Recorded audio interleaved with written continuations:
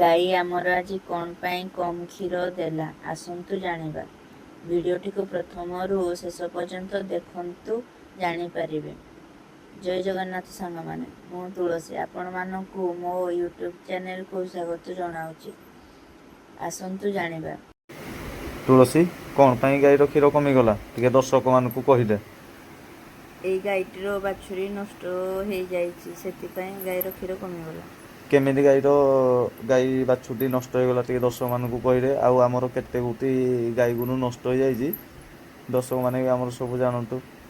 ଆମର 25ଟି ଗାଈ ବାଛୁରୀ ଥିଲେ, ସେଇଟାରୁ 15ଟି ଗାଈ ବାଛୁରୀ କିନା ନଷ୍ଟ ହେଇଗଲେ।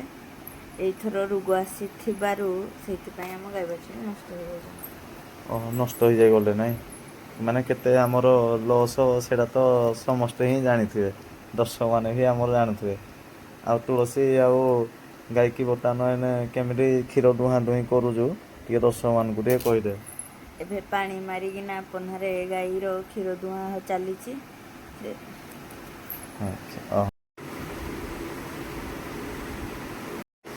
ତୁଳସୀ, ଏଇ ଗାଈଟି ଆମର ଆଗରୁ କେତେ ଲିଟର କ୍ଷୀର ଦିଏ ଯେତେବେଳେ ତା ଛୁଆ ଯେତେବେଳେ ଜନ୍ମ କରିଥିଲା, ଆଉ ଛୁଆ ବି ଆମର ଯେତେବେଳେ ଥିଲା, ସେ ଯେଉଁ କୁଣ୍ଡା ଆମର ଥିଲା, କେତେ ଲିଟର ପାଖାପାଖି କ୍ଷୀର ଦିଏ ସେ ଦର୍ଶକମାନଙ୍କୁ ଟିକେ ଜଣେଇଦେ। ଆଗରୁ ବାଛୁରୀ ଥିଲା ଟାଇମ୍ରେ ସେ 11ରୁ 12 ଲିଟର କ୍ଷୀର ଦେଉଥିଲା। ମାନେ କ'ଣ ସକାଳେ ବେଳେ କି ଦୁଇ ଟାଇମ୍? ଦୁଇ ଟାଇମ୍। ଦୁଇ ଟାଇମ୍।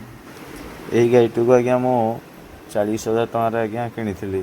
ଗାଈଟି ବି ଆଜ୍ଞା କିଛି ଖରାପ ନୁହଁ, କାରଣ ଆଜ୍ଞା ବର୍ତ୍ତମାନ ଏଇନେ ଗର୍ଭ ଅଛି, ଗର୍ଭ 2 ମାସର ଅଛି ଗାଈ। ୟାପରେ ନେକ୍ସଟ ଟାଇମ୍ ଜଣାପଡ଼ିବ ଇଏ କେତେ ଲିଟର କ୍ଷୀର ଦେଉଛି। ଆପଣମାନଙ୍କର ଏମିତି ଭଲ ପାଇବା ଆଜ୍ଞା ଆମ ପ୍ରତି ସବୁବେଳେ ରହିଥାଉ।